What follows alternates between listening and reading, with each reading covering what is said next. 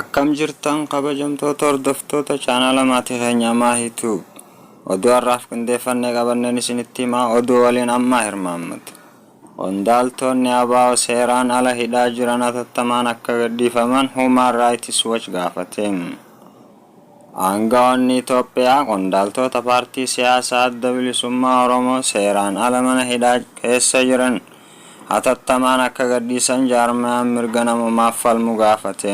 Dhaabbanni teessoo isaanii weerki US godhate Human Rights Watch ibsa wiixata baaseen qondaaltonni ABO torba waggoota 3 kan hidhaman gahee siyaasaa keessa qabaniin jedheeraan. Aangawoonni Itoophiyaa qondaaltonni dhaabbicha keessa jiran garee hidhatee bosona keessa sossoo waliin hidhata qabu jechuun himata dhaabichi kanaa ni mormaam.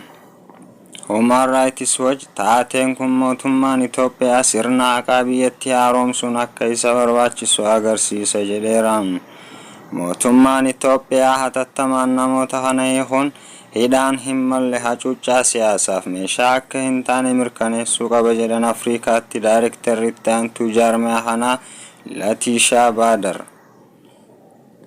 Obbo Abdii Raggaasaa fi Mikaa'el Booran Koree hojii raawwachiiftuu dhaabichaa yoo ta'an Dr. Gadaan itti gaafatamaa waajjira muummee dhaabichaa turan. BBC'n afaan Oromoo waa'ee qondaaltota kanaa irra deddeebiin gabaasaa kan ture yogguu ta'u ji'oota muraasaan dura dhaabichi eessa buutee miseensota isaa wallaale jechuun yaadda'uu himee ture. Yeroo sana dubbi himaan ABO obbo Lammii Gammachuu BBC'tti akka himanitti miseensonni isaanii kunniin waggoota 3 dabran keessatti yoo xiqqaate manneen hidhaa 6tti jijjiiramanii hidhamaniiru.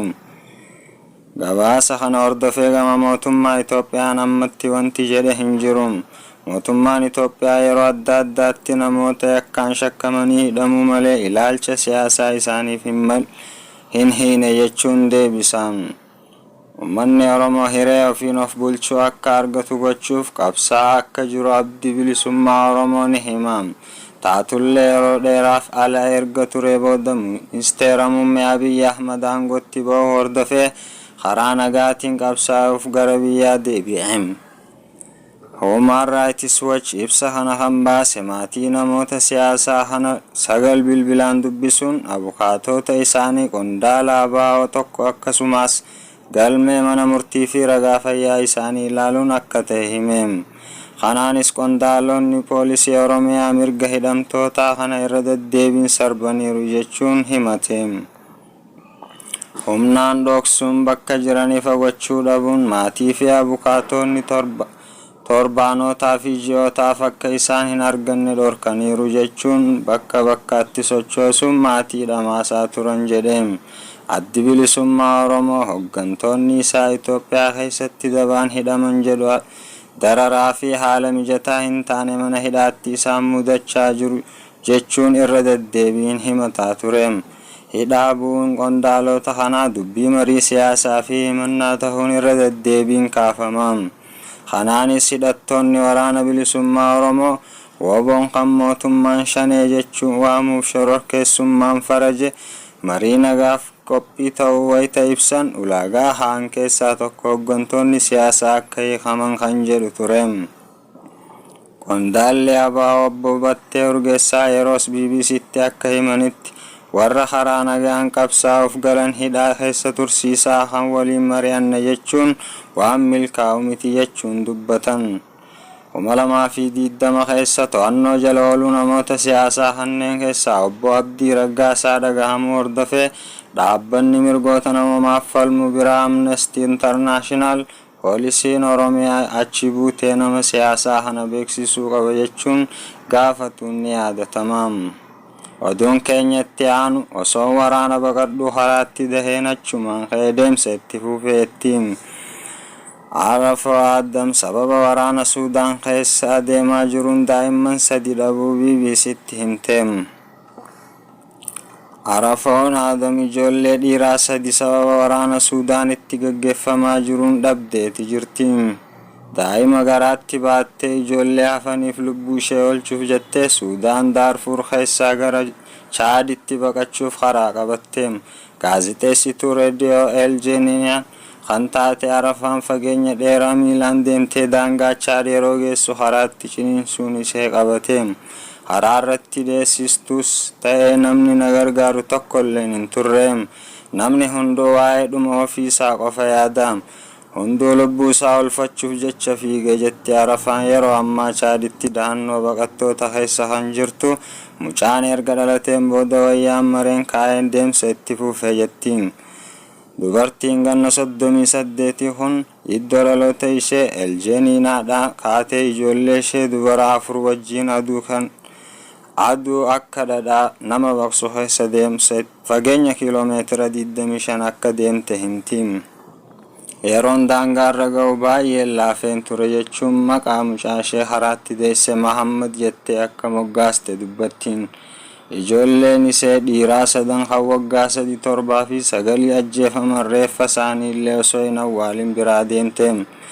Ijoollee kana kan ajjeese ammoo humna addaa RSF fi milishoota Arabaa isaan waliin lolan akka ta'e himti. Arafaan Suudaan keessatti bulchiinsi Daarfur waraana kanaan bakkeewwan hedduu miidhaman keessaa tokkodha. Bakka kanatti hidhattoonni humna addaa fi milishoonni saba warra gurraachaa ta'an achi baasuun naannichatti olaantummaan Arabaa akka hundee jabeeffatu sossoo'u jedhamuun himatamu. Daarfuritti hawaasa miidhaan akkasii irra ga'u keessaa tokko hawaasa Masaalit jedhamanidha. Osoo baqannaarra jirtu haraatti kan deesse Arafaan Adam mataan ishee hawaasa Masaalit irraa kan dhalatteedha. Of ittisuudhaaf yaalleerra garuu meeshaa gurguddaa fayyadamu jedha Sheekh Muhammad Yaaqub barsiisaa amantii Islaamaa beekamaa fi gaggeessaa hawaasa Masaalit kan ta'e. Yeroo ammaa innis baqatee Chaad bakka Adree jedhamtu keessa jiraata. Naannoo keenya guyyaa tokkotti sa'aatii 3 keessatti namoota 82 dhabne jedha. Humni addaa RSF kan humna waraana Suudaan wajjin lolatti jiru haleellaa Daarfur kana keessaa akka harka hin qabne waakkata. Garuu Daarfuritti walitti bu'iinsa Arabootaa fi Masaalit irra deebiin kaa'u agarsiistuudha jedheera gareen kun. Arafaa Adam akka jettutti ijoolleen ishee 3 kan ajjeefaman yuunivarsiitii Eljeniinaa keessatti dhahatanii osoo jiranuu haleellaa hidhattoonni RSF fi hidhattoonni Arabaa gaggeessanii ni jetti. Akkasumas firoonni ishee hedduun jala ajjeefamaniiru. Arafaa fi abbaan warra ishee ijoollee isaanii dubara 4 qabatanii haleellaa irratti gaggeeffamu baqachuuf erga karaa bu'anii booda abbaan warraa ishee humnoota RSF fi milishoota Jaanjaawidii sodaatee duubatti deebi'uun karaa biraa deeme. Rakkoon namoota walitti bu'iinsa Daarfuriif hammaate xiyyeeffannoo idil addunyaa gahaa hin arganne. Baqattoonni hedduun akka jiranitti humnoonni RSF karaa cufuun dhiirota warra Masaalit ta'an ni ajjeesu. Kaan ammoo boba'aa itti naqanii gubu. Boodarra Arafaa fi abbaan warraa ishee dahannoo baqattoota keessatti wal arganiiru. Abbaan warraas mucaasaa haraatti dhalatee fi gadda ijoollee isaanii 3 du'anii isaan irraanfachiisuu dubbateera. Haadha manaa gaggeessaa hawaasa Masaalit kan taate Raakiyaanis ulfa turte garuu erga buufata baqattoota Adree miilaan geesse booda mucaan ishee jalaa miidhame.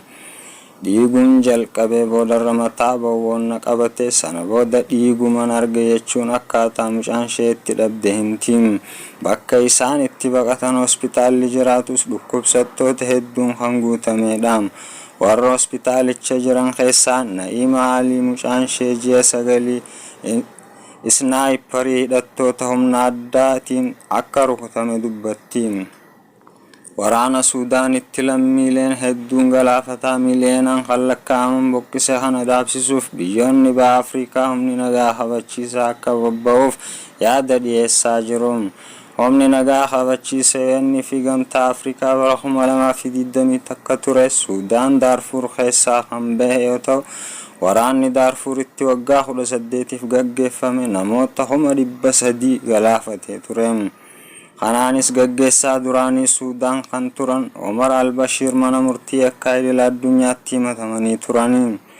humni nagaa kabachiisaa Daarfur keessa gaafa ba'u mootummaan Suudaan naannichatti nagaa kabachiisuuf yaadame akka ta'e UN'if ibsee ture. haa ta'u malee hammi nagaa kabachiisaa erga bahee booda Suudaanitti fonqolcha mootummaa fi waraana amma biyyattiitti gaggeeffamutu dhalate. humni addaa RSF Mohammad Hamdan Dagaloon gaggeeffamu jalqabiinsa Daarfur yoo ta'u sarbama mirga namoomaa achitti raawwateef maqaan isaa baay'ee dhahama. humni RSF kan baay'ee leenji'anii fi baay'ee hidhataniidha. waraana amma dhalate kanaan hawaasni Masaalit 16,000 ta'an gara Chaaditti akka baqataniif sababa ta'eera. naannichatti namoonni meeqa akka du'an ifa ta'uu baatus hanga namoota 5,000 kan ta'an Aljaniinaa keessatti ajjeefamaniiru. waldaan ogeeyyii faarmaasii Suudaan akka jedhetti magaalattii keessatti reeffi namoota 11,000 jumlaan awwaalameera. baqattoonni tokko tokko ammoo reeffi namoota osoo lagatti gatamaa jiru arguu BBC'tti himan. hidhattoonni RSF magaalaa hawaasa Furqaan taate Zaalinge saamaniiru. magaalota Faashirii fi Niyaalaa jedhaman marsaniiru. wanti amma ta'aa jiru hambara 2003 ta'e caalaa kan hammaatuudhaan jedhu Sheekh Mohammad Yaaqub. namoonni sabaan Masaalit ta'an doktoroota dabalatee akka ajjeefaman himu. Arfur reediyoo Aljaniinaatti qopheessituu turte. waraanni akkuma eegaleen humni RSF wirtuu tamsaasa reediyoo kana to'ate akka ture himti. dhufanii cabsanii seenuun meeshaa caccabsanii waan danda'an ammoo saaman jetti. amma Chaaditti buufata baqattoota keessa kan jirtu Arafoon namoonni hedduun karaatti biraa du'an himti. oduun keenyaarraaf qabannee dhiyaanne kana fakkaata. amma oduu biraatii walitti deebinutti nagayaan nu tura.